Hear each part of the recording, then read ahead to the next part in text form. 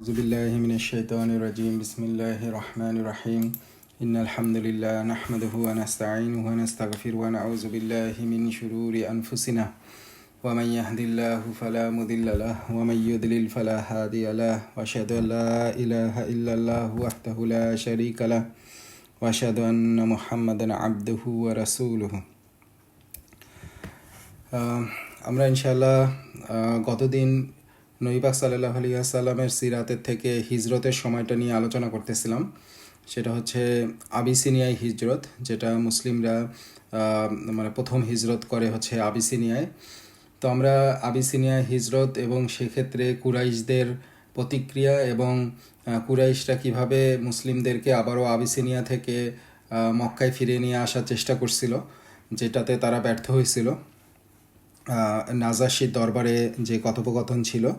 তো এই সব নিয়ে আমরা আলোচনা করছি এবং আজকে আমরা জাস্ট ওই হিজরতের ব্যাপারে দুই একটা পয়েন্ট উল্লেখ করে ইনশাল্লাহ প্রসিড করব। তো প্রথম ব্যাপারটা হচ্ছে যে হিজরতের কারণগুলো কি ছিল।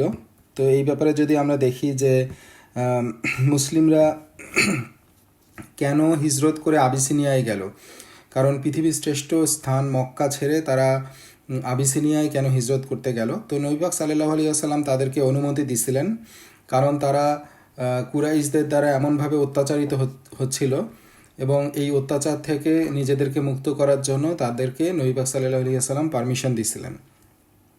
ইবনে হাজম রহমতুল্লাহ আলাইহি বলেন, মুসলিমদের সংখ্যা বাড়লে এবং নির্যাতন বাড়লে আল্লাহ তাদেরকে হিজরতের অনুমতি দেন।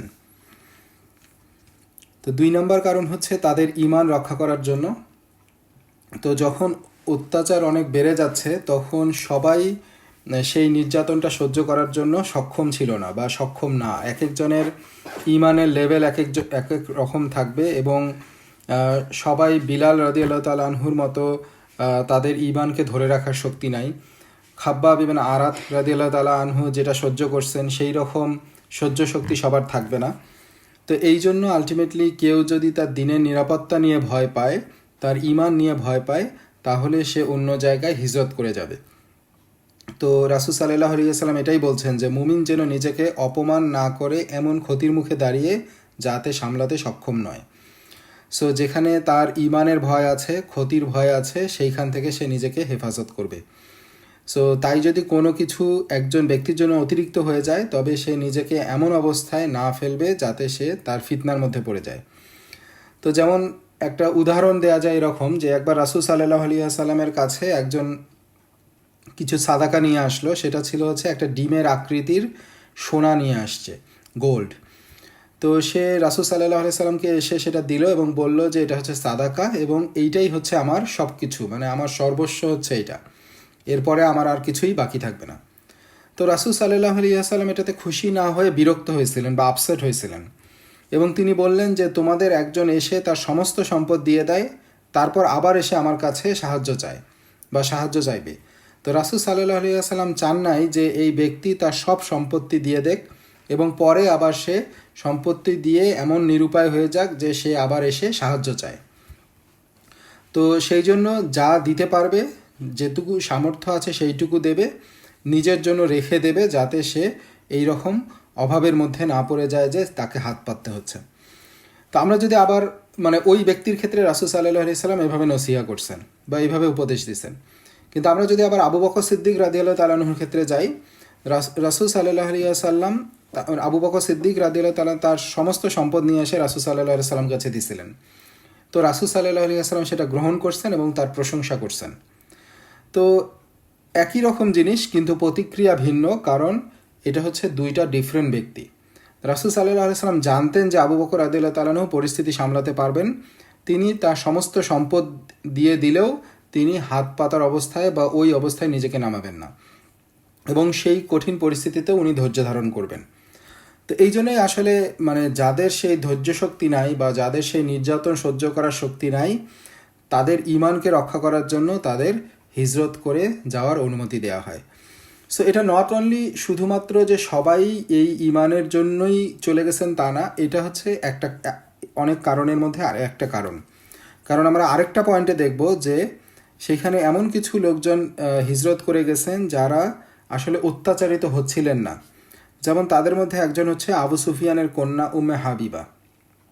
তো উম্মে হাবিবা তিনি ছিলেন হচ্ছে আবু সুফিয়ানের কন্যা, এবং কারোরই সাহস ছিল না তাকে নির্যাতন করার, কারণ আবু সুফিয়ান নিজেই ছিলেন কুরাইশদের একজন বড় নেতা। তো এখানে সাইদ কুতুব রহিমাহুল্লাহ ওনার একটা উক্তি আছে, এখানে তিনি বলেন যে এটা বলা ঠিক হবে না যে তারা শুধু ব্যক্তিগত নিরাপত্তার কারণে হিজরত করেছিলেন, কারণ তাদের মধ্যে ছিলেন নবীর অনুসারীদের মধ্যে শক্তিশালী এবং ধনীদের মধ্যেও অনেকে, এবং যারা ছিল তার নিজ গোত্রের মানুষ। তো যাই হোক, এই ধরনের, কিন্তু তারপরেও তারা কেন গেছিলেন? তাদের হিজরত ছিল কুরাইশদের মধ্যে সবচেয়ে সম্মানিত ও শক্তিশালী পরিবারগুলোর ধর্মীয় এবং সামাজিক ভিত্তিকে নাড়িয়ে দেওয়ার উদ্দেশ্য। কারণ যেটা হয়েছিল যে কুরাইশের বংশের মধ্যে এর থেকে বড় অপমানজনক আর কিছু ছিল না। তো কুরাইশ আসলে কিসের জন্য তারা সম্মানের অধিকারী ছিল? তাদের মিলিটারি পাওয়ার ছিল না, তাদের মূল শক্তিটাই ছিল, বা তাদের এই সম্মানের কারণটাই ছিল যে তাদের মূল্যবোধ, সম্মান, এবং তারা ছিল কাবার অভিভাবক, ধর্মীয় ক্ষেত্রে তাদের প্রতিনিধিত্ব। সো এইসব কারণে তারা সম্মানিত ছিল। কিন্তু তারা যখন দেখলো যে তাদের মধ্যে সম্ভ্রান্ত লোকরাই নির্যাতিত হয়ে এবং সেখানে তারা থাকতে পারতেছে না, তারা সেখান থেকে বিতাড়িত হয়ে আরেক জায়গায় চলে যাচ্ছে, সো এইটা কুরাইশদের জন্য একটা বড় অপমানজনক অবস্থা ছিল। সো 4 নম্বর পয়েন্টটা হচ্ছে যে মানে মনির আল গাদওয়ান, তার মতে হচ্ছে, তার দৃষ্টিভঙ্গি হলো রাসূল সাল্লাল্লাহু আলাইহি ওয়াসাল্লাম মক্কার বাইরে দ্বিতীয় আরেকটা কেন্দ্র স্থাপন করতে চাচ্ছিলেন। তো যেহেতু মক্কার মধ্যে মুসলিমরা নির্যাতিত হচ্ছিল, সেজন্য নবী পাক সাল্লাল্লাহু আলাইহি ওয়াসাল্লাম চাচ্ছিলেন যে মক্কা থেকে নিরাপদ তাদের জন্য, যেহেতু মুসলিমদের সংখ্যা বৃদ্ধি পাইছে, এবং এই মুসলিমদের একটা অংশকে তিনি আবিসিনিয়ায় পাঠিয়ে দেন, যাতে সেখানে আরেকটা কেন্দ্র স্থাপিত হয়, যাতে কোনো সমস্যার ক্ষেত্রে তারা ব্যাকআপ হিসেবে কাজ করতে পারে। তো এই হিসেবে তাদেরকে হিজরতের অনুমতি দেওয়া হয়। তো যাই হোক, আমরা হিজরতের ব্যাপারে এই কয়েকটা পয়েন্ট উল্লেখ করলাম, এবং আমরা জানি যে নাজাশি, সে আসলে শেষ পর্যন্ত খ্রিস্টান ধর্ম থেকে মুসলিম ধর্ম, ইসলাম গ্রহণ করছিল। যদিও এইরকম প্রমাণ নাই যে সে আবিসিনিয়ায় ইসলামী আইন চালু করছিল, বাট সে নিজে মুসলিম হয়েছিল, এবং সে যখন মৃত্যুবরণ করে তখন নবী পাক সাল্লাল্লাহু আলাইহি ওয়াসাল্লাম ওহির মাধ্যমে এই খবরটা পান, এবং তিনি সেখানে তার জন্য রাসূল সাল্লাল্লাহু আলাইহি ওয়াসাল্লাম জানাজার নামাজের কথা বলেন আর কি। সো এটা হচ্ছে নাজাশির পরিণতি ছিল। তো আমরা ইনশাআল্লাহ এখানে হিজরতের ঘটনাটা রাখি। এরপরে যেটা মানে আমরা জানছি যে আবিসিনিয়ায় পরপর 2টা হিজরত হয়েছিল, বাট মূল হিজরত মানে এরপরের যেটা হিজরত, মানে নবী পাক সাল্লাল্লাহু আলাইহি ওয়াসাল্লাম যে হিজরত করছেন, এটা হচ্ছে মদিনায়, সেটা হচ্ছে নবুয়তের 13 নম্বর বছরে। তো আমরা এই আবিসিনিয়ার হিজরতটা হচ্ছে নবুয়তের 5ম বছরে। তো আমরা মোটামুটি এই 5ম বছরের দিকে আলোচনা করতেছি। তো আমরা যখন ষষ্ঠ নবুয়তের 6ষ্ঠ বছরে যদি যাই, তা আমরা কিছু মেজর ঘটনার কথা উল্লেখ করি। সেটার একটা হচ্ছে হামজা রাদিয়াল্লাহু তাআলা আনহুর ইসলাম গ্রহণ, এবং তারপর পরই ওমর রাদিয়াল্লাহু তাআলা আনহুর ইসলাম গ্রহণ। তো আমরা এটা হচ্ছে হিজরি না, নবুয়তের 6ষ্ঠ বছর। তো আমরা হামজা রাদিয়াল্লাহু তাআলা আনহু, তিনি ছিলেন আব্দুল মুত্তালিবের পুত্র, তার মানে নবী পাক সাল্লাল্লাহু আলাইহি ওয়াসাল্লামের চাচা, এবং তিনি একজন শিকারী ছিলেন। তো প্রায় মরুভূমিতে উনি শিকার করতে যাইতেন এবং ফিরে এসে তার অভিযানের গল্পগুলো বলতেন। তো একদিন যখন উনি শিকারে বাইরে ছিলেন, তখন আবু জাহেল, সে রাসূল সাল্লাল্লাহু আলাইহি ওয়াসাল্লামের কাছে এসে তাকে গালিগালাজ শুরু করে। রাসূল সাল্লাল্লাহু আলাইহি ওয়াসাল্লাম নীরব থাকলেন, কারণ তিনি অজ্ঞ লোকদের কথার জবাব দিতেন না। এবং এটাই আল্লাহ সুবহানাহু ওয়া তাআলা নবী পাক সাল্লাল্লাহু আলাইহি ওয়াসাল্লামকে এটাই বলছেন যে অজ্ঞদের থেকে দূরে থাকো। সো একজন মুসলমানের, এখানেও আমাদের একটা শিক্ষার ব্যাপার যে যদি কেউ কখনো এই তুচ্ছ ব্যাপার নিয়ে কেউ মানে ঝগড়া করতে আসে, গালিগালাজ করতে আসে, তাহলে এখানে আমাদের ধৈর্য ধারণ করতে হবে। এবং এক্ষেত্রে আমরা যদি দাওয়ার ক্ষেত্রে মানে দাওয়ার কাজের মধ্যে এই ধরনের গালিগালাজ বা এই ধরনের অপমানজনক ব্যাপারগুলো, আসলে এটা পার্সোনালি আমাকে দেয়া হচ্ছে না, বা দাওয়াতি কাজ করতেছে তার জন্য না, এইটা হচ্ছে সে যে মেসেজটা নিয়ে আসছে এইটার কারণেই তাকে এই অপমানিত হতে হচ্ছে। সেটা আল্লাহ সুবহানাহু ওয়া তাআলা বলছেন যে হে মুহাম্মদ, তারা যা বলে তাতে আমরা জানি তুমি দুঃখ পাও, কিন্তু তারা তোমাকে মিথ্যাবাদী মনে করে না, বরং তারা আল্লাহর আয়াতগুলোই প্রত্যাখ্যান করে। তার মানে তারা জানে যে নবী পাক সাল্লাল্লাহু আলাইহি সাল্লাম সত্যবাদী, কিন্তু তাকে যখন মিথ্যাবাদী বলে অপমান করা হয়, এইটা আসলে পার্সোনালি নবী পাক সাল্লাল্লাহু আলাইহি সাল্লামকে অপমান করার জন্য না, তারা আসলে আল্লাহর আয়াতগুলোকে প্রত্যাখ্যান করতে চায়। এই জন্যই তারা আসলে এই গালিগালাজগুলো করতেছে বা এই মিথ্যা অপবাদগুলো দিচ্ছে। তো যাই হোক, এই এই এই কথোপকথনের মধ্যে এক পর্যায়ে গালিগালাজের মধ্যে আবু জাহেল নবী পাক সাল্লাল্লাহু আলাইহি সাল্লামকে পাথর ছুঁড়ে মারেন এবং রাসূল সাল্লাল্লাহু আলাইহি সাল্লামের সেটা মাথায় লাগে এবং তিনি রক্তাক্ত হন। তো এই দৃশ্যটা একজন দাসী মেয়ে দেখে যে হামজা রাদিয়াল্লাহু তাআলা আনহু স্বীকার করে ফিরে আসার পরে তাকে এই ঘটনাটা বলে দেয়। তো এটা শুনে হামজা রাদিয়াল্লাহু তাআলা আনহু খুবই রাগান্বিত হলেন। যদিও তিনি তখন মুসলিম ছিলেন না, কিন্তু তিনি তার ভাতিজা মুহাম্মদ সাল্লাল্লাহু আলাইহি সাল্লামের উপর আক্রমণটাকে নিজের উপর আক্রমণ মনে করলেন। তো এক হচ্ছে নিজের ট্রাইব এবং আরেক হচ্ছে নিজের ভাতিজা। তো তিনি সরাসরি সেই মানে শিকার থেকে ফিরে এসে সেই যে শিকারির যে সরঞ্জাম এইসবও বাড়িতে রাখেন নাই, ওই অবস্থায় তিনি সরাসরি কাবার সামনে গেলেন এবং এখানে দেখলেন যে আবু জেহেল কুরাইশদের কিছু নেতার সাথে বসে গল্প করতেছে বা আলোচনা করতেছে। হামজা রাদিয়াল্লাহু তাআলা আনহু শিকারের ধনুক দিয়ে সে আবু জেহেলকে আঘাত করলেন এবং বললেন যে এই নাও, আর আমি এখন মুহাম্মাদের ধর্ম অনুসরণ করছি। তার মানে হামজা রাদিয়াল্লাহু তাআলা আনহু সেখানে মানে রেগে গিয়ে সে মানে প্রতিশোধ হিসেবে সে আবু জেহেলকে আঘাত করে এবং বলে যে আমি মুহাম্মাদের ধর্ম অনুসরণ করছি। তো এইটা আসলে হামজা রাদিয়াল্লাহু তাআলা আনহু তখনও বিশ্বাস করে বলেন নাই, বা তিনি যে মুসলিম হয়ে গেছেন এই হিসেবে উনি বলেন নাই। উনি তার মানে ইগো থেকে তার মানে ভাতিজাকে আঘাত করছে, এই এই এর এর এর এইটার মানে এই থেকে সে আসলে মানে প্রতিশোধ নিতে গিয়ে সেই কথাটা বলছিল।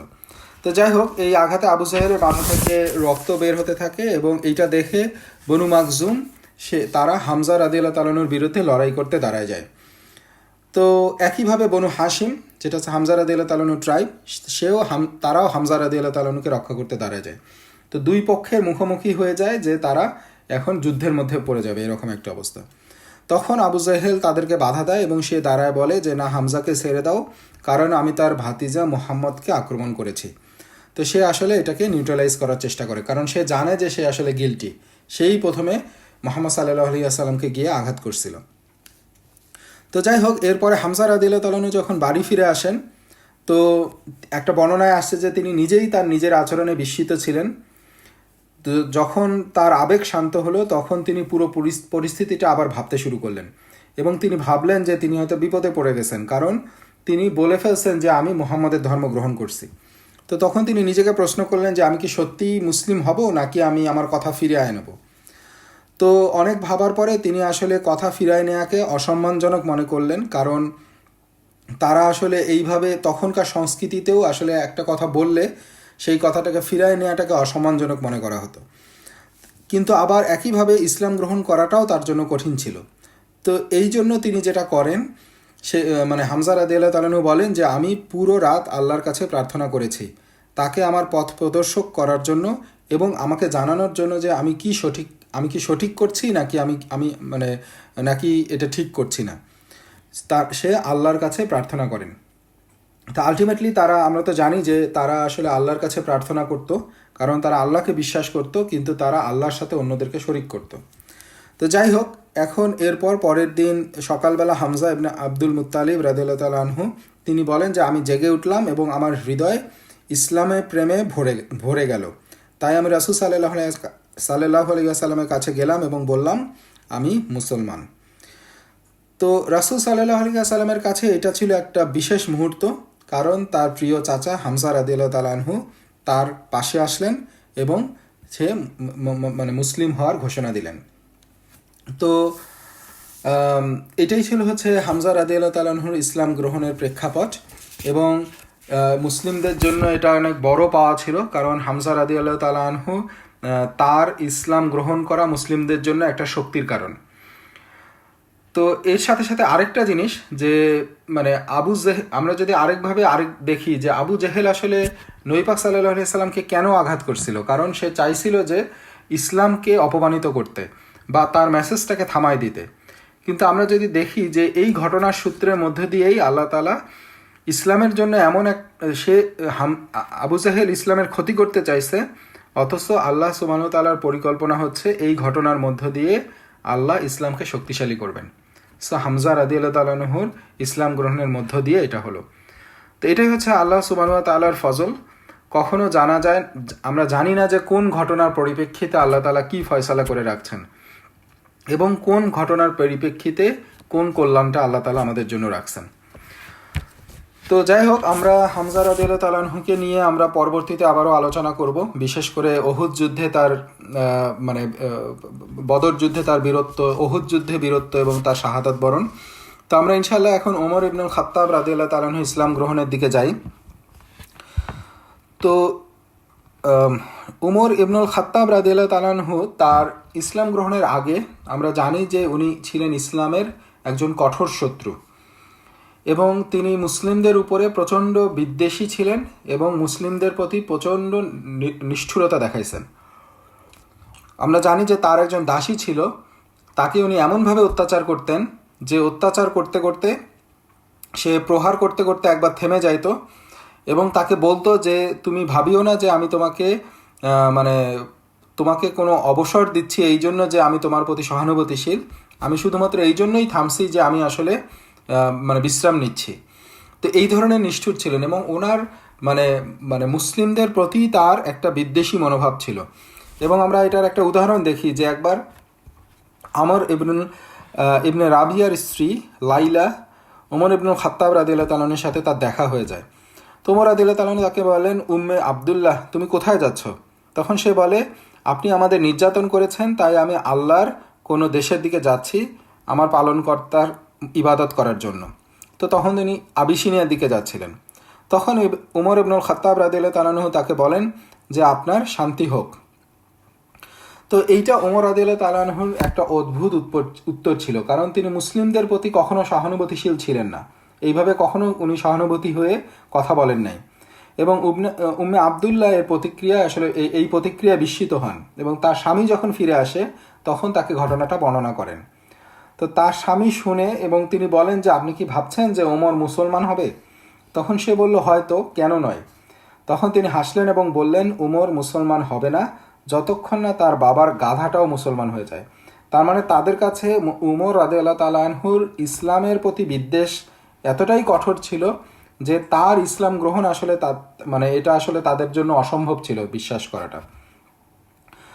তো যাই হোক, উমর রাদিয়াল্লাহু তাআলা আনহু নিজের কথা বর্ণনা করতেছেন, তার ইসলাম গ্রহণ এবং তার ইসলাম গ্রহণের আগের কিছু ঘটনা। উমর রাদিয়াল্লাহু তাআলা আনহু বলেন যে আমি মদ্যপান ভালোবাসতাম, মদ্যপানে মগ্ন ছিলাম এবং আমার কিছু সাথী ছিল যাদের সাথে আমি প্রতিদিন রাতে সাক্ষাৎ করতাম।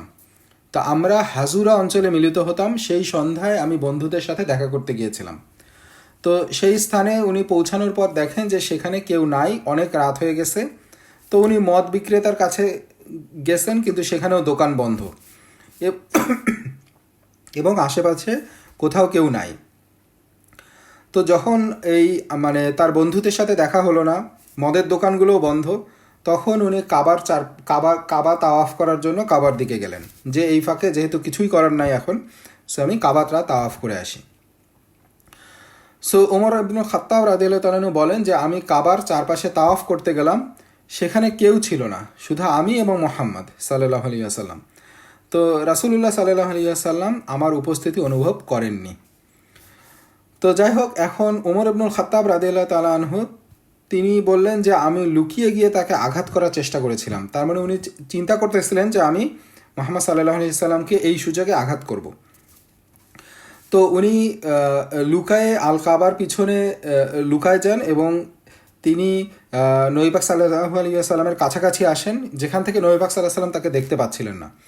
তো যাই হোক, ওই সময় উনি কাছে যখন যান তখন দেখেন যে নবী পাক সাল্লাল্লাহু আলাইহি ওয়াসাল্লাম কুরআন তেলাওয়াত করতেছেন। তো উনি বলতেছেন যে আমি তার তেলাওয়াত শুনতে পারলাম, তিনি আমার ঠিক সামনে এবং সূরা হক পাঠ করছিলেন।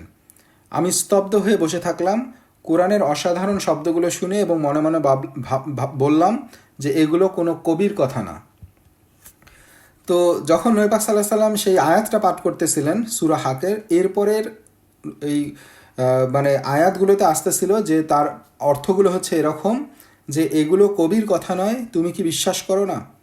তখন ওমর রাদিয়াল্লাহু তাআলা চমকায় উঠলেন যে, এবং মনে মনে বললেন যে এগুলো হয়তো কোনো তাহলে গণক বা জ্যোতিষীর কথা। তো নবী পাক সাল্লাল্লাহু আলাইহি সাল্লাম যে তেলাওয়াত করতেছেন তার পরের আয়াতটা ছিল এরকম যে এগুলো কোনো জ্যোতিষীরও কথা নয়, তুমি কি মনে রাখো না? ওমর ইবনুল খাত্তাব রাদিয়াল্লাহু তাআলা বলেন, এটাই ইসলামের দিকে আমার প্রথম পদক্ষেপ। তখন থেকে আমার হৃদয়ে কুফরের ভিত্তি ফেটে গিয়েছিল, তার কুফরের ভিত্তিতে ফাটল ধরছিল। কারণ উনি যেটা চিন্তা করতেছিলেন সাথে সাথে মানে নবী পাক সাল্লাল্লাহু আলাইহি সাল্লামের তিলাওয়াতের মধ্যে সেটার আনসার চলে আসতেছিল। তো এটা তার কাছে মিরাকুলাস মনে হয়েছে, এবং এইখান থেকেই তার আসলে কুফরের ব্যাপারে তার অনীহা শুরু হয়েছে এবং সে বুঝতে পারছে যে ইসলামের বিশেষত্বটা সে বুঝতে পারছে। তো যাই হোক, কিন্তু তারপরেও রাসূল সাল্লাল্লাহু আলাইহি ওয়াসাল্লাম এবং মুসলমানদের প্রতি তার হৃদয় ঘৃণায় ভরা ছিল। তো উমর রাদিয়াল্লাহু তাআলা একদিন ঠিক করলেন যে কুরাইশদের মধ্যে এই দুর্দশা এবং বিভ্রান্তির অবসান ঘটানো উচিত, এবং এই সব কিছুর মূলে যেহেতু নবী পাক সাল্লাল্লাহু আলাইহি ওয়াসাল্লাম, তো তাকে হত্যার মধ্য দিয়েই এইসবের কিছু অবসান হবে। তো উনি যেটা করলেন যে মানে নবী পাক সাল্লাল্লাহু আলাইহি ওয়াসাল্লামকে হত্যার উদ্দেশ্যে তরবারি নিয়ে মানে চলতে শুরু করলেন এবং কোথায় আছে এটা খুঁজতে শুরু করলেন।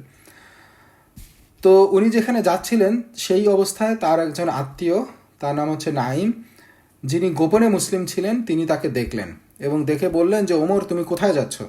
তো ওমর তখন উত্তর দিলেন যে আমি মুহাম্মদ সাল্লাল্লাহু আলাইহি ওয়াসাল্লামকে হত্যা করতে যাচ্ছি। তো নাইম তৎক্ষণাৎ কিছু ভাবলেন এবং বললেন, কেন তুমি আগে নিজের পরিবারের দেখছো না? ওমর রাদিয়াল্লাহু তাআলা বললেন যে আমার পরিবারের কি হয়েছে? তো উনি বললেন যে তোমার বোন মুসলিম হয়েছে।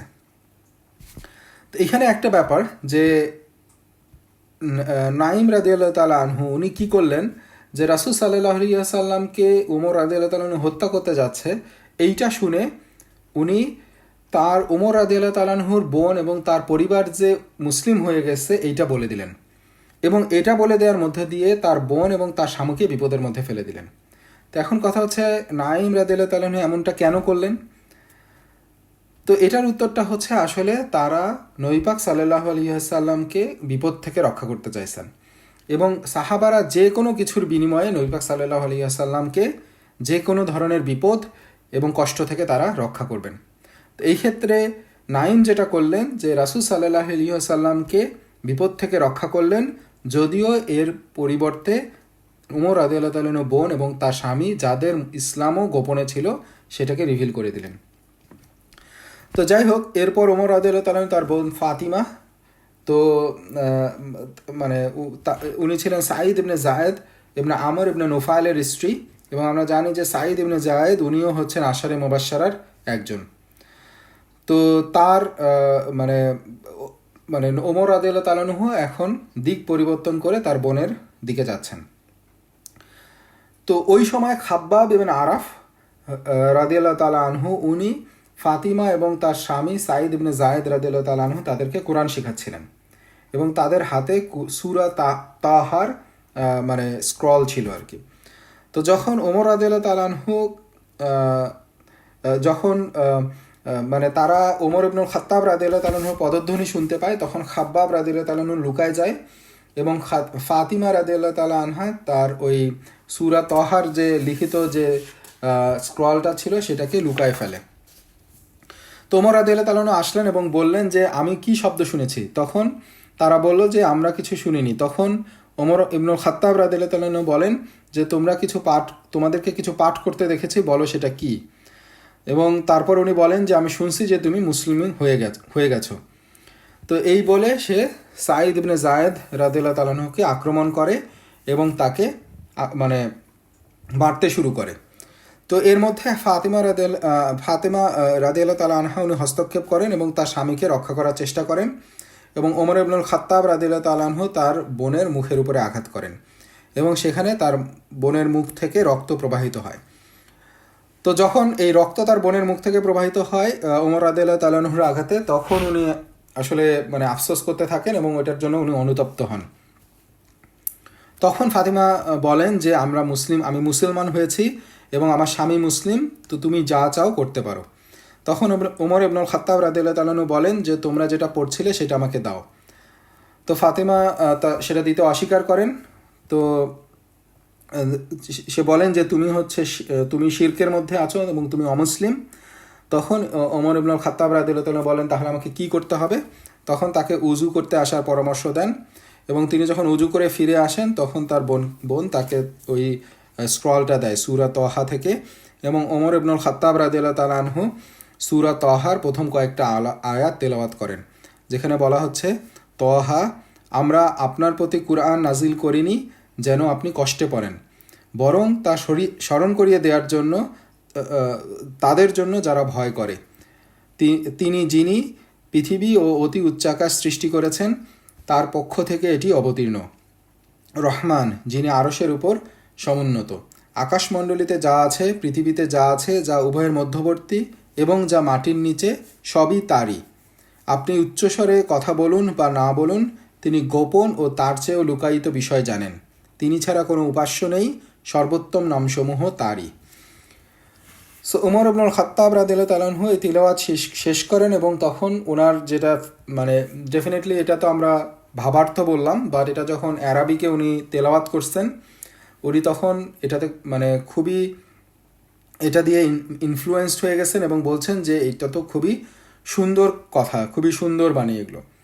তো উনি যখন এভাবে বলছেন তখন খাব্বাব ইবনে আরাত রাদিয়াল্লাহু তাআলা আনহু, যিনি তখন লুকায় ছিলেন, তিনি তার লুকায় থেকে বের হয়ে আসেন এবং বলেন যে হে উমর, আমি আশা করছি আল্লাহ তোমাকে বেছে নেবেন, কারণ আমি গতকাল আল্লাহর রাসূল সাল্লাল্লাহু আলাইহি সাল্লামকে দোয়া করতে শুনেছি যে তিনি বলছেন, হে আল্লাহ, এই দুই ওমরের একজনকে হিদায়াত দাও, ওমর ইবনুল খাত্তাব বা ওমর ইবনুল হিশাম।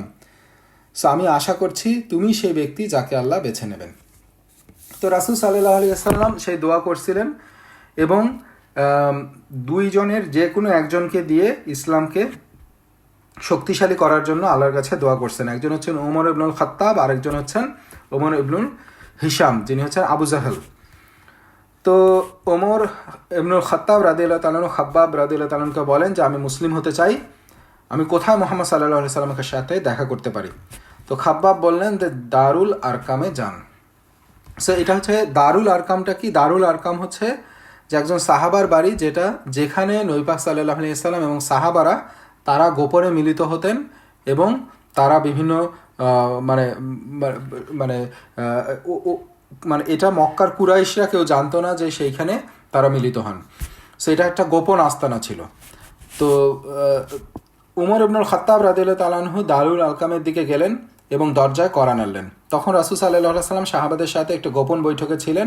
ইসলামের কার্যক্রম তখনও মক্কায় প্রকাশ্য ছিল না এবং এটা একটা গোপন বৈঠকখানা ছিল। তো একজন সাহাবা উঠে দাঁড়ালেন এবং উনি যখন দেখলেন যে ওমর রাদিয়াল্লাহু তাআলা আনহু আসছেন, উনি তখন ভীত এবং বিস্মিত হয়ে গেলেন এবং বললেন যে ওমর ইবনুল খাত্তাব বাইরে দাঁড়িয়ে আছে আর তার হাতে হচ্ছে তলোয়ার। তো স্বাভাবিকভাবেই সাহাবাদের মনে ভয় জন্মালো, কারণ ওমর রাদিয়াল্লাহু তাআলা আনহুর ব্যাপারে তাদের মধ্যে এই ভয়টা ছিল এবং কে সাহস করে দরজা খুলতে এগিয়ে যাবে। তো প্রথমে হামজা ইবনে আব্দুল মুত্তালিব রাদিয়াল্লাহু তাআলা আনহু তিনি বললেন যে হে আল্লাহ রাসূল, যদি ওমর ভালো উদ্দেশ্যে আসে আমরা তাকে সাদরে গ্রহণ করব, আর যদি খারাপ মনোভাব নিয়ে আসে আমি তার নিজের তলোয়ার দিয়ে তাকে হত্যা করব। তখন রাসূল সাল্লাল্লাহু আলাইহি সাল্লাম বললেন যে আমি নিজেই দরজা খুলব। রাসূল সাল্লাল্লাহু আলাইহি সাল্লাম গেলেন এবং দরজা খুললেন। তো রাসূল সাল্লাল্লাহু আলাইহি সাল্লাম মানে দরজা খোলার পরে তিনি এবং তখন মানে ওমর রাদিয়াল্লাহু তাআলা আনহুকে রাসূল সাল্লাল্লাহু আলাইহি সাল্লাম কাপড় ধরে টেনে ভিতরে নিয়ে আসলেন এবং বললেন যে হে উমর, তুমি কখন থামবে? তুমি কি আল্লাহর বজ্রপাতে পরাজিত হওয়ার অপেক্ষা করছো? তখন ওমর ইবনুল খাত্তাব রাদিয়াল্লাহু তাআলা আনহু বললেন, হে আল্লাহ রাসূল, আমি মুসলমান হতে এসেছি। তো এইটা হচ্ছে যে মানে দরজার কাছে এই ঘটনাটা ঘটতেছিল এবং অন্য সব সাহাবারা ছিলেন অন্য ঘরে। তারা এই ঘটনাটা যখন এই ঘটনাটা ঘটে, যখন ওমর রাদিয়াল্লাহু তাআলা আনহু মুসলিম হওয়ার ঘোষণা দেন, রাসূল সাল্লাল্লাহু আলাইহি ওয়াসাল্লাম বলে ওঠেন যে আল্লাহু আকবার। এবং যখন সাহাবীরা এটা বুঝতে পারেন যে ওমর রাদিয়াল্লাহু তাআলা আনহু মুসলিম হয়ে গেছেন, তখন তারা এতটাই খুশি হন এবং তারা উচ্চ কণ্ঠে তাকবীর দিতে থাকেন। এবং এই তাকবীরের পরে আলটিমেটলি এতটাই জোরে তাকবীর দিতে থাকেন, কিন্তু সেটা তো ছিল একটা গোপন বৈঠকখানা, তো এইটা আলটিমেটলি বাইরেও শব্দ চলে আসে এবং তারা সেখান থেকে তাড়াতাড়ি ডিসপার্স হয়ে চলে যান। তো যাই হোক, এই ওমর ইবনুল খাত্তাব রাদিয়াল্লাহু তাআলা আনহু ইসলাম গ্রহণ ইসলামের ইতিহাসে একটা গুরুত্বপূর্ণ ঘটনা ছিল এবং গুরুত্বপূর্ণ মোড় ছিল।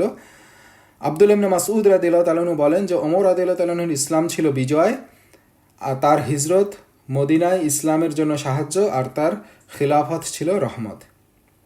আব্দুল্লাহ ইবনে মাসউদ রাদিয়াল্লাহু তাআলা আনহু আরও বলেন যে আমরা কখনো কাবার সামনে প্রকাশ্যে নামাজ পড়তে পারিনি যতক্ষণ না ওমর মুসলিম হন। তাই একজন ব্যক্তির ইসলাম পুরো মুসলিম সমাজের পরিস্থিতি পরিবর্তন করল। তো আরও বলেন যে আমরা আমাদের ইসলাম লুকিয়ে রাখতাম যতক্ষণ না ওমর মুসলিম হন। এরপর আমরা আমাদের ইসলাম গর্বের সাথে ঘোষণা করতে শুরু করি। তো ওমর ইবনুল খাত্তাব রাদিয়াল্লাহু তাআলা আনহু যখন ইসলাম গ্রহণ করলেন, তখন উনি বললেন যে আমি কাকে এই আমার ইসলামের কথা বললে এটা সবচেয়ে সহজে সবার কাছে ছড়ায় পড়বে। তো তারা বলল যে এমন একজন আছে যে কোনো কথা গোপন রাখতে পারে না, সাথে সাথে সবার কাছে ছড়ায় দেয়, তার নাম হচ্ছে জামিল আজ-জুমাই। তো আব্দুল্লাহ ইবনে ওমর রাদিয়াল্লাহু তাআলা আনহু ঘটনাটা বর্ণনা করছেন। আব্দুল্লাহ ইবনে ওমর রাদিয়াল্লাহু তাআলা আনহু তখন অনেক ছোট ছিলেন, ওমর রাদিয়াল্লাহু তাআলা আনহুর ছেলে। তখন বললেন যে সেই সময় আমি ছোট ছিলাম, কিন্তু সব কিছু মনে আছে। আমি আমার বাবার পিছু নেই এবং তিনি জামিলের কাছে গেলেন এবং ওমর ইবনুল খাত্তাব রাদিয়াল্লাহু তাআলা আনহু জামিলকে বললেন, তুমি জানো আমি কি করেছি? জামিল বললেন, কি? ওমর বললেন, আমি মুসলমান হয়েছি। তো অ্যাসুন সে শুনলো যে আমি মুসলমান হয়েছি, সে উঠে সাথে সাথে ছুটে যাইতে শুরু করলো এবং সবাইকে বলতে শুরু করলো এবং এই কথাটা প্রচার করতে শুরু করলো। এবং যখন এটা প্রচার হয়ে গেল, ওমর ইবনুল খাত্তাব রাদিয়াল্লাহু তাআলা আনহু বলেন, মানুষ আমার দিকে ভিড় করতে শুরু করলো। সো আব্দুল্লাহ ইবনে ওমর রাদিয়াল্লাহু তাআলা আনহু বলেন, তারা আমার বাবাকে চারপাশ থেকে ঘেরাও করলো, তারা তাকে মারছিল, তিনি তাদের মারছিলেন। তার মানে তারাও ওমর রাদিয়াল্লাহু তাআলা আনহুর উপর আক্রমণ করছেন এবং ওমর রাদিয়াল্লাহু তাআলা আনহু পাল্টা তাদেরকে আক্রমণ করতেছিলেন। তো এই করে অনেকক্ষণ যাবৎ এটা চলতে থাকে এবং এক সময় তারা আব্দুল্লাহ ইবনে ওমর রাদিয়াল্লাহু তাআলা আনহু বলেন যে আমার বাবা বাড়িতে ছিলেন, তখন একজন মানুষ এলো এবং বলল, কি সমস্যা? তো তখন ওমর রাদিয়াল্লাহু তাআলা আনহু বলেন যে এই মানুষগুলো আমাকে মারতে চায়। তো তখন তিনি বলেন যে অন্যদের সাথে কথা বলেন, যারা তাকে মারতে উদ্ধত হচ্ছিল, তারকে বলেন যে তাকে তোমরা কেন মারতেছো? যে এই জন্য যে সে যে তার কি কোনো ধর্মকে বেছে নেওয়ার অধিকার রাখেন না? সো আমি তাকে সুরক্ষা দিচ্ছি। সো আলটিমেটলি সে ওমর রাদিয়াল্লাহু তাআলা আনহুকে সুরক্ষা দেন। তো আব্দুল্লাহ ইবনে ওমর রাদিয়াল্লাহু তাআলা আনহু বলেন যে সাথে সাথে সেই মানুষগুলো চলে যায়। তো উনি পরে তার বাবাকে জিজ্ঞাসা করছিল মদিনায়, যে আমার বাবাকে জিজ্ঞাসা করলাম ওই মানুষটি কে যে এসেছিল এবং আপনাকে সাহায্য করেছিল? ওমর ইবনুল খাত্তাব রাদিয়াল্লাহু তাআলা আনহু বলেন, সে হলো আল আস ইবনে ওয়াইল। সো আল আস ইবনে ওয়াইল ছিলেন আমর ইবনুল আস রাদিয়াল্লাহু তাআলা আনহুর পিতা। তিনি তখন মুসলিম ছিলেন না, কিন্তু তাদের গোত্রের সাথে ওমর ইবনুল খাত্তাব রাদিয়াল্লাহু তাআলা আনহুর গোত্রের মিত্রতা ছিল, সেই হিসেবে সে তাকে প্রোটেকশন দিছিল। তো যাই হোক, এটা হচ্ছে ওমর রাদিয়াল্লাহু তাআলা আনহুর ইসলাম গ্রহণের ঘটনা, যেটার মধ্যে দিয়ে আলটিমেটলি আমরা যেটা দেখলাম, ইসলামের একটা ঘটনা প্রবাহের একটা মোড় ঘুরে গেল। হামজা রাদিয়াল্লাহু তাআলা আনহু এবং ওমর রাদিয়াল্লাহু তাআলা আনহু ইসলামে আসার পরে মুসলিমরা তাদের ইসলাম নিয়ে গর্ব করে সেটা প্রকাশ করতে শুরু করলো এবং তারা ওপেন আসতে শুরু করলো এবং তারা কাবার সামনে তারা নামাজ পড়তে শুরু করলো। সো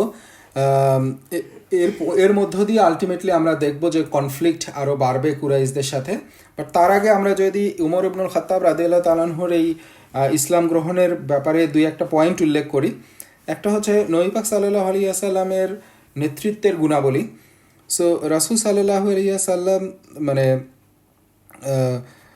মানুষের চরিত্র খুব ভালো করে জানতেন, কাকে দিয়ে কোন কাজটা হবে এটা তিনি খুব ভালো করে বুঝতে পারতেন, এবং এটাই হচ্ছে একটা নেতৃত্বের গুণাবলী যেটা হচ্ছে এই জন্যই উনি দুইজন ব্যক্তির যে কোনো একজনকে আল্লাহর কাছে ইসলামের জন্য কবুল করতে দোয়া করছেন। একজন হচ্ছে ওমর ইবনুল খাত্তাব এবং আরেকজন হচ্ছে আবু জাহেল। তো দুইজনই হচ্ছে নেতৃত্বের ক্ষেত্রে মানে পারদর্শী ছিল, তারা মানে অসাধারণ নেতা ছিল।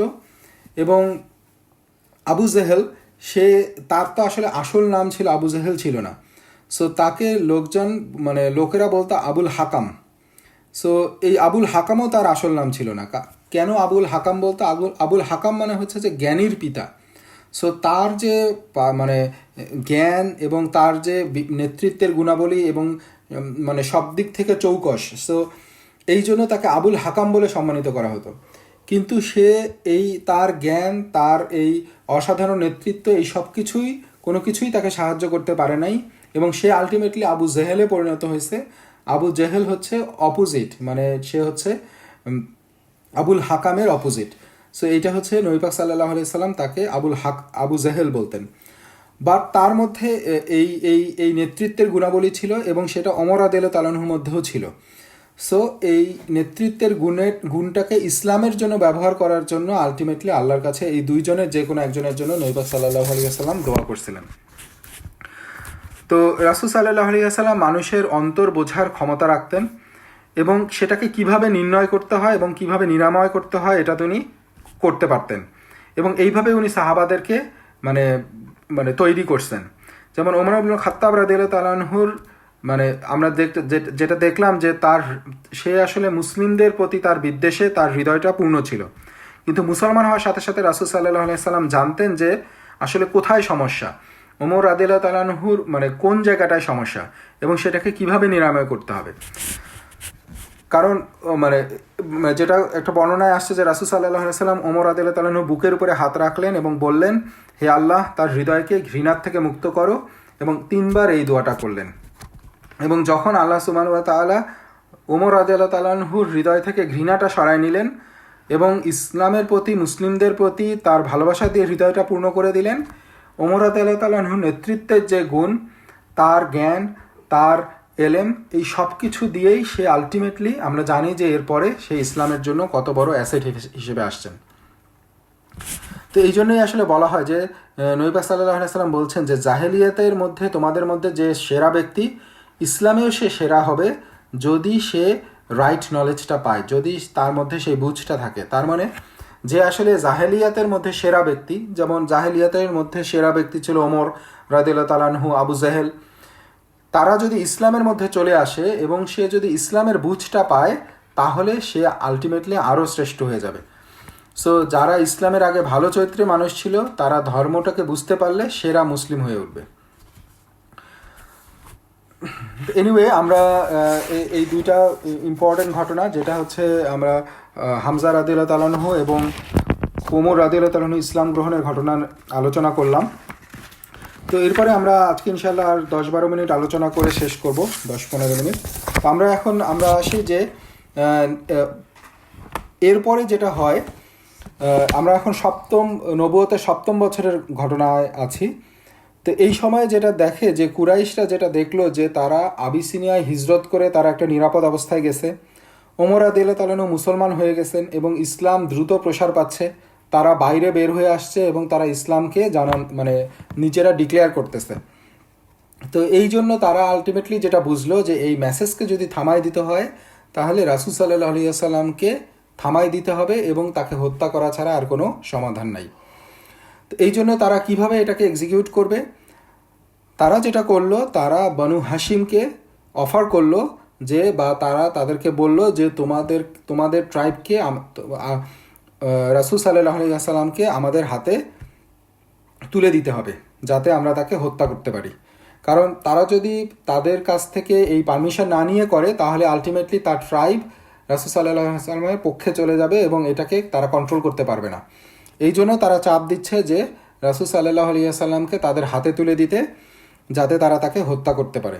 তো বনু হাশিম এই অফারটাকে মানে এই অনুরোধকে প্রত্যাখ্যান করে এবং এরপর পরবর্তী পরিস্থিতিতে যেটা হয়, হিজরির 7ম হিজরিতে মুহররম মাসে তারা এই কুরাইশের অন্য সব ট্রাইব মিলে তারা একটা চুক্তি করে সেই চুক্তিটা কি, তারা বলে যে বনু হাশিম এবং বনু আল মুত্তালিব, যারা হচ্ছে বনু হাশিমের সাথে মানে রিলেটেড ছিল, সো এই দুইটা ট্রাইবকে তারা বয়কট করবে।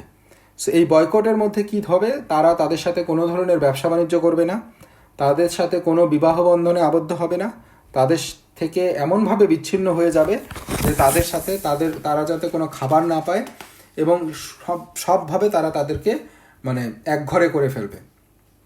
সো এর মধ্যে দিয়ে যেটা হলো যে তারা মানে কুরাইশরা নিশ্চিত করতে চাইছিল যে বনু হাশিম এবং বনু আল মুত্তালিবকে তারা এমনভাবে তারা কোণঠাসা করবে, এমনভাবে বয়কট করবে, তারা যাতে বাধ্য হয় নবী পাক সাল্লাল্লাহু আলাইহি সাল্লামকে তাদের হাতে তুলে দেওয়ার জন্য। তো এই যে তারা বিভিন্ন এই যে নথি লিখছিল, যে নথির মধ্যে ছিল যে এই চুক্তিগুলো কি কি, তারা সেটা আল কাবায় সেটা মানে মানে টাঙ্গায় দেয়, আল কাবার মধ্যে সেটা স্থাপন করে। তো এর পরের 2-3 বছর মুসলমানদের জন্য খুবই কঠিন একটা পরিস্থিতি ছিল, কারণ তারা ক্ষুধায় কষ্ট পাচ্ছিল। যেমন সাদ বিন আবি ওয়াক্কাস রাদিয়াল্লাহু তাআলা বর্ণনা করেন যে আমরা এত ক্ষুধার্ত ছিলাম যে গাছের পাতা খেতাম। তো তাদের সাথে সম্পূর্ণভাবে ব্যবসা বাণিজ্য বন্ধ করে দিছে, তাদের সাথে যে কোনো ধরনের যোগাযোগ বন্ধ করে দিছে। সো এই অবস্থার মধ্যে দিয়ে তারা 2 থেকে 3 বছর সময় অতিবাহিত করে। এবং এটা শুধুমাত্র যে মুসলিমদেরকে বয়কট করা হয়েছিল তা না, এটা পুরো বনু হাশিম এবং বনু আল মুত্তালিব ট্রাইব দুইটাকেই তারা বয়কট করছিল।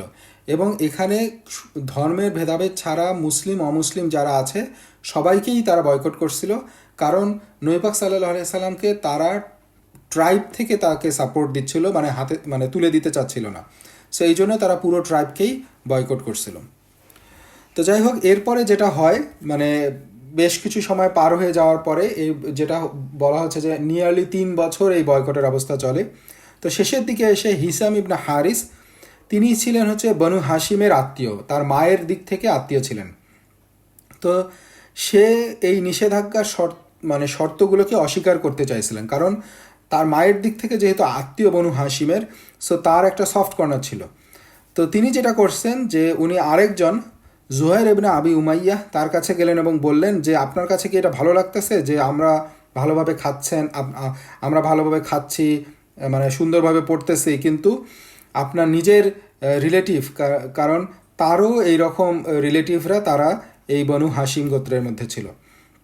তো এবং তিনি বলেন যে যদি এটা আবু জেহেলের কেউ হতো, আবু জেহেলের রিলেটিভ হতো, তাহলে তো সে কখনোই এইভাবে তাদেরকে বয়কট করতো না।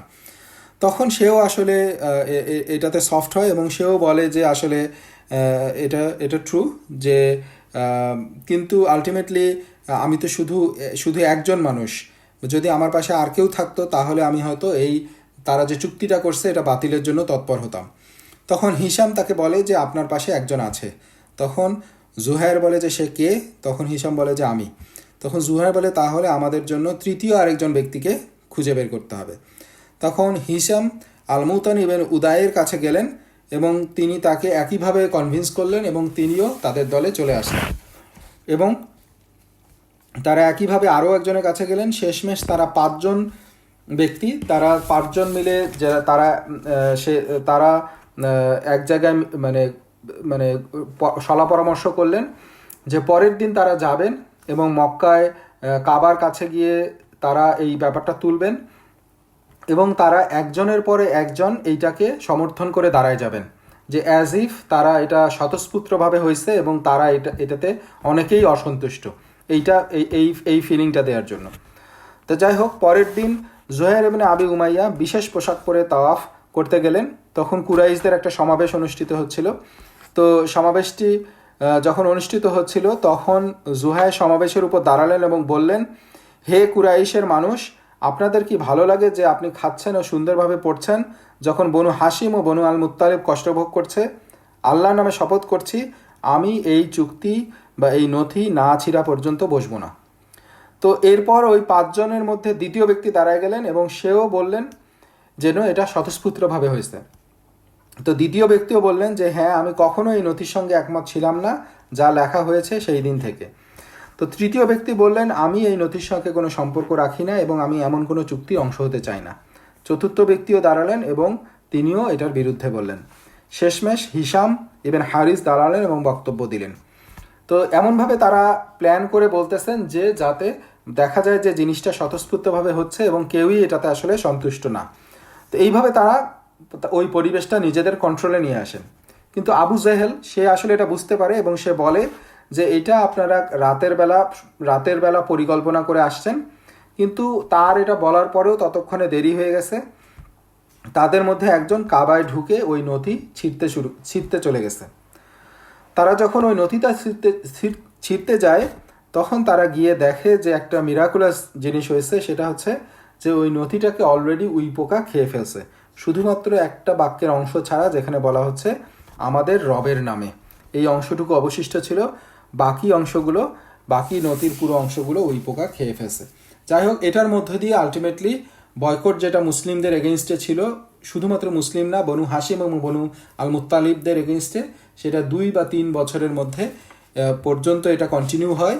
এবং এই সময় আমরা যেটা দেখলাম, মুসলিমরা অবর্ণনীয় কষ্টের মধ্যে পড়ে এবং তারা খাদ্যের অভাবে গাছের পাতা খেয়ে তাদেরকে থাকতে হয়। তো একটা পর্যায়ে আলটিমেটলি এটার অবসান হয়। সো এইখানে একটা জিনিস শিক্ষণীয়, যেটা হচ্ছে যে আমরা যদি দেখি যে এই যে একটা বড় বয়কটের পরিস্থিতি, এইটা 5 জন মানুষ দ্বারা এই অবস্থার পরিবর্তন হয়েছে। এবং শুধুমাত্র 5 জনও না, আমরা যদি এর মূলে দেখি যে একজন, তিনি হচ্ছেন হিসাম ইবন হারিস, তিনি এটা শুরু করছিলেন, তার মনে একটা পরিকল্পনা আসছিল এবং এটা বাস্তবায়নের জন্য উনি কাজ করছেন এবং তার মধ্য দিয়ে আলটিমেটলি এত বড় একটা পদক্ষেপ, মানে তারা একটা পদক্ষেপ নিছেন এবং এই পুরো বয়কটটা এর মধ্যে দিয়ে উঠে গেছে আর কি।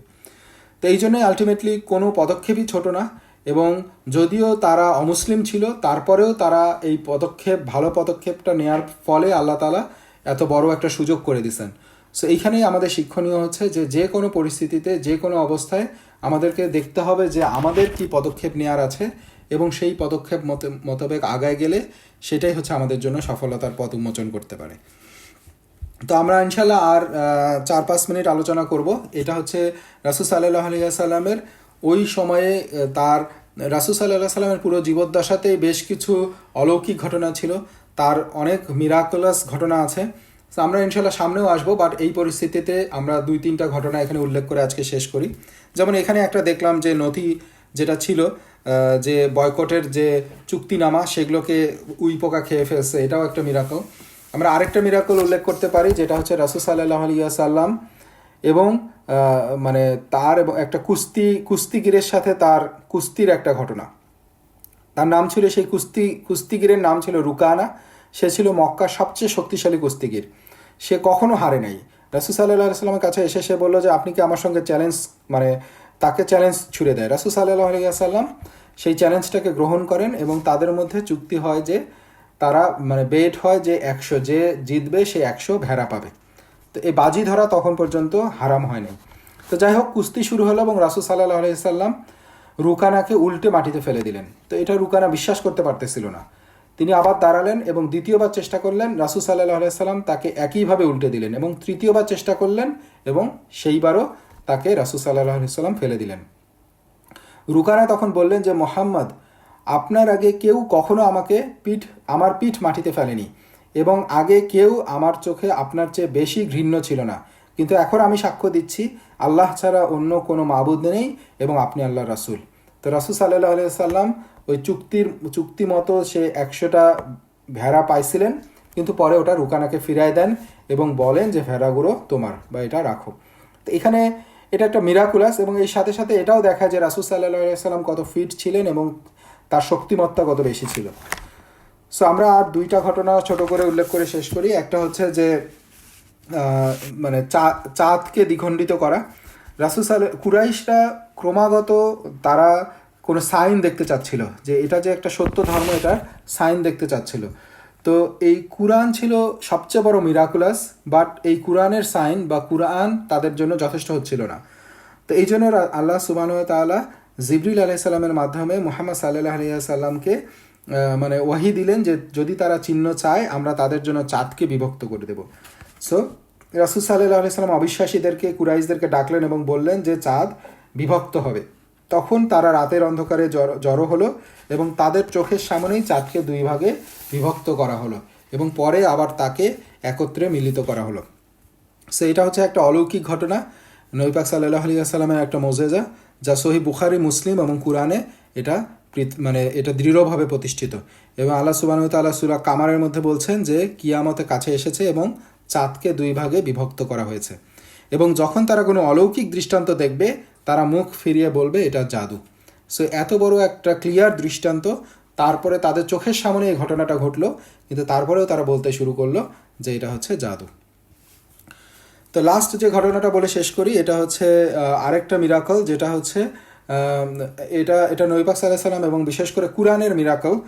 সেটা কি? সেটা হচ্ছে রোমান এবং পার্সিয়ান সাম্রাজ্য। আমরা যেটা প্রথম দিকে হয়তো আলোচনা করছিলাম যে ওই সময় দুইটা বড় বড় সাম্রাজ্য হচ্ছে রোমান সাম্রাজ্য এবং পার্সিয়ান সাম্রাজ্য, যেখানে পার্সিয়ান সাম্রাজ্য হচ্ছে আজকের ইরাক, ইরান, আফগানিস্তান এবং পাকিস্তানেরও কিছু অংশ, আর বাইজেন্টাইন সাম্রাজ্য বা রোমান সাম্রাজ্য সেটা হচ্ছে আজকের টার্কি, পূর্ব ইউরোপ এবং আজারবাইজান, আর্মেনিয়া, এই সব অঞ্চল। তো যেটা হচ্ছিল যে তাদের মধ্যে তার থেকে অনেক আগে থেকে তাদের মধ্যে যুদ্ধবিগ্রহ চলে আসছে। তো তো একটা পর্যায়ে পারস্যরা রোমানদেরকে পরাজিত করে। সো মক্কার মানুষরা এই খবরটা শুনে আনন্দিত হয়, কারণ পার্সিয়ানরা ছিল হচ্ছে অগ্নিপূজারী। সো তারা তারা তারা হচ্ছে তারা শিরক করত। এইটাতে তারা মক্কার কুরাইশরা বা মূর্তি পূজারীরা তারা তাদেরকে কাছের মনে করত।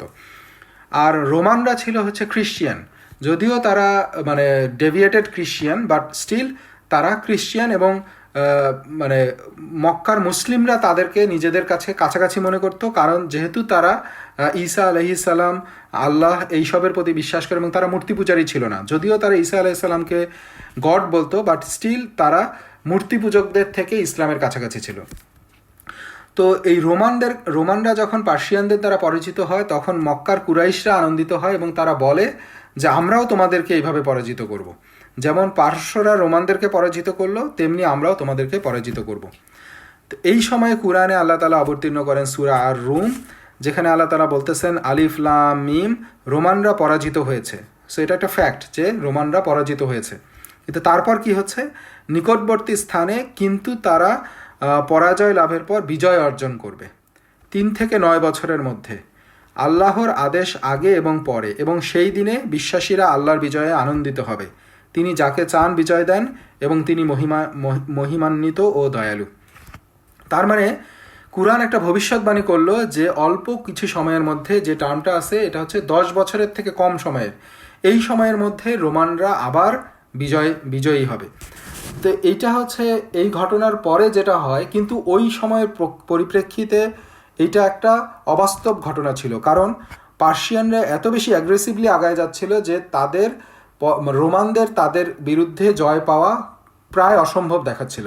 কিন্তু কুরআন বলতেছে অচিরেই তারা আবার পরাজিত হবে। তো এইটার পরে আবু বকর রাদিয়াল্লাহু তাআলা আনহু আবু জেহেলের সাথে বাজি ধরে। তিনি বলেন যে রোমানরা জিতবে।